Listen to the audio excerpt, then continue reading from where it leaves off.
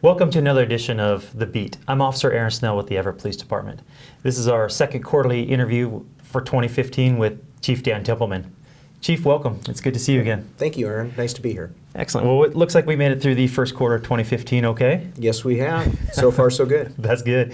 I wanted to go back to a question and an issue that we had talked about last time, and that was hiring new officers, specifically 15 new officers for 2015. How's that process going? Well, Aaron, I'm pleased to announce that we're making progress there. To recap a little bit, in 2014, we hired 10 new police officers, and so the goal for 2015 was going to be 15 new officers to fill vacancies that have been created as a result mostly of retirements. And so far in the first 3 months of 2015, we've hired 7 new police officers. So we're just about halfway to our goal of 15 officers this year. Additionally, we've got, in addition to those 7 officers, right now we have 3 officers that are in field training. So they're new officers that have graduated the academy, and they are in their field training phase, which is about 4 months, approximately 4 months, where they're with a field training officer or a variety of different field training officers before we release them on their own. We also have 7 officers now in the academy. Yeah. And then we have 4 officers that are either waiting an academy spot or will be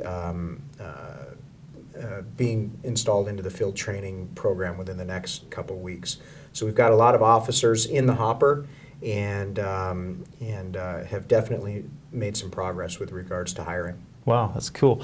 I do have a question for you about the process itself, but I did hear that we have added more testing for the public. What benefit is that to us, and is that just getting us more numbers, or what is that about? Yeah, well, what we've found is that by increasing the frequency of our testing process, we add more names to our list of eligible candidates to draw from, and that with our accelerated and enhanced background process that we've instituted, where we're going through and processing more backgrounds, it allows us the opportunity to look at more candidates. So for us, it's a benefit. I also think for those prospective candidates in the community that may be interested in law enforcement as a career with the Everett Police Department, it provides them more opportunity to take our test. Excellent. So they can get on the list, and then that whole process can be a little shorter for them. Just curious, how long does it take basically from the application, on a normal case, from the application, the first test, that type of idea, until potentially getting hired? Is that a year process, 6 months? How does that work? Yeah, that process is quite extensive.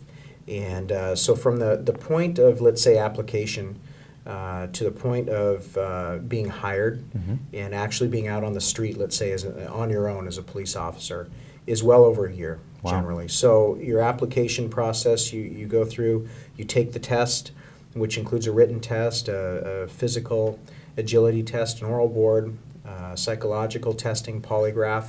You get through that whole process successfully, and then you are added to a civil service eligibility register. And we use that register, that list, to select our potential candidates from. And so once you're on that list, and if you're high enough on that list, you'll go through an extensive background process with one of our background investigators.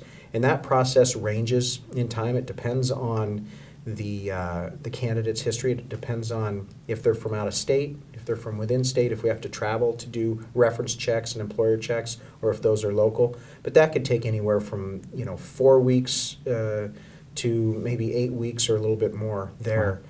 And then once we've gone through that process, then the applicant, if they've successfully completed the background process, will be invited to a chief's interview. And that's where the candidate comes in and has an interview with myself and some of the command staff members. And at that point may be offered a conditional job offer. There's still a little bit more testing that needs to be done after that. But if they are successfully hired and we give them a final job offer, at that point, then it's a matter of getting them into the academy. And that's been a little bit of a challenge, but the academy's been working with us and working with all the different law enforcement agencies that are trying to get their new officers into the academy and get them into the academy. And that process, once they're in the academy, generally takes about 4 months. Wow. And after they graduate from the academy, then they go into the field training phase that I referenced earlier, which can run generally about 3 to maybe 4 months. And if they successfully get through that whole process, then they are finally released on their own to work a beat in the city of Everett.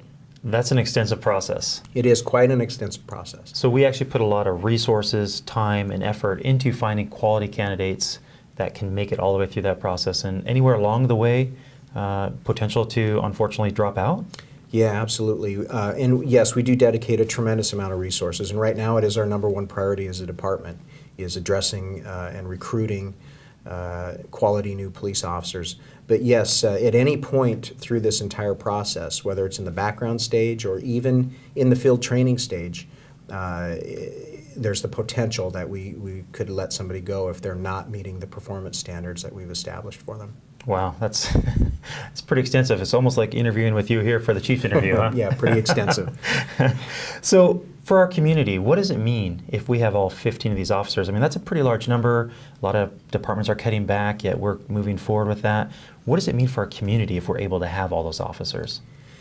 Well, I think for the community, it allows us, well, as a department, it allows us more flexibility in terms of how we deploy these resources within the community. So certainly an increased police presence, the number of officers that we have employed with our department, they're directly going to be deployed into the street and into some of these positions that we have vacant right now as a result of retirement. And so it just allows us the opportunity to also be creative in terms of some of our approaches to crime and some of the social issues and quality of life issues that we're facing as a department and as a community. So I think it's important. One thing I'll note is that while we have hired 17 officers in the last year, we've also had an equal number, if not greater number, of retirements. Uh-huh. And so it's important for us to continue to be aggressive in our recruiting efforts as a department and continue to attract only the highest quality candidates for this position. So really it's more of a balancing act between a lot of the people who are retiring, a lot of the new hires, being able to get them up and going in a year-long process. So it's a lot of logistics from your end. There are a lot of logistics and a lot of issues that we need to look at in terms of training these officers, and do we have the training capacity to train all of these new officers, and that's something that we're looking at right now. Switching gears just a little bit, you had mentioned a lot of the community efforts and community things that we do and working with the community. I notice more than some other departments potentially, we do a lot of work as an Everett Police Department, as police officers in the community. Why is that so important to you? Well, Aaron, I think that as police chief, for me, the interaction that we have with our community and the relationships that we build and the trust that we establish with our community is paramount. And I think that the only way to really establish that is through constant interaction. And it's through interactions not only in our official capacity, so for example, responding to 911 calls, but it's also taking the opportunities to get out of the police car and to engage the citizens that are in the community and the business community. And I think that, as a department, it's critical, and it's something that we have to always keep in the front of our minds as a priority. So summer's coming up, and that's usually traditionally when we do a lot of different activities. What are some of the summer activities that you're pretty excited about for our department? Yeah, well, we have several activities that come up generally in the summer. Now, we certainly engage our community throughout the year, right. But the summertime affords us, because of the weather and the facilities, the availability of certain facilities in the summer, it affords us the opportunity to increase that interaction just a little bit. And so we have several activities slated for this summer, including our Casino Road Football Academy, which Yes. we've done for several years, had record attendance last year at that event, and so it's a very, very popular event for that community out there.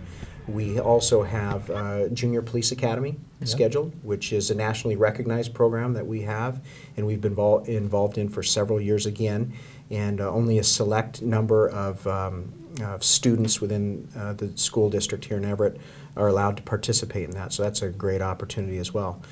Badges for Baseball, Yes. Also recognized nationally by the Cal Ripken Foundation. We will be hosting that again. Officer Mark Carter is one of our school resource officers, and he'll be heading that effort up again. He's done an excellent job with that. And then in August, our annual National Night Out Against Crime, where our officers and different employees from the police department are able to get out into the community and really interact and visit and talk about crime and issues facing each of our neighborhoods. And then, annually we have a lot of other, community presentations. I know you go out and do presentations for different organizations. I know our crime prevention officer, Eddie Golden, is constantly out in the community. So those will continue. But I am excited about some of our hallmark events that we have coming up again this summer. And not to add or anything, but the 4th of July open house is usually a very successful event. And last year we were able to partner with the fire department right out in front of our station after the parade. Yes. So it's a fun event as well. But at this point in time, I think we're going to take a quick break. We're going to come back and talk about a couple of the social issues in our community.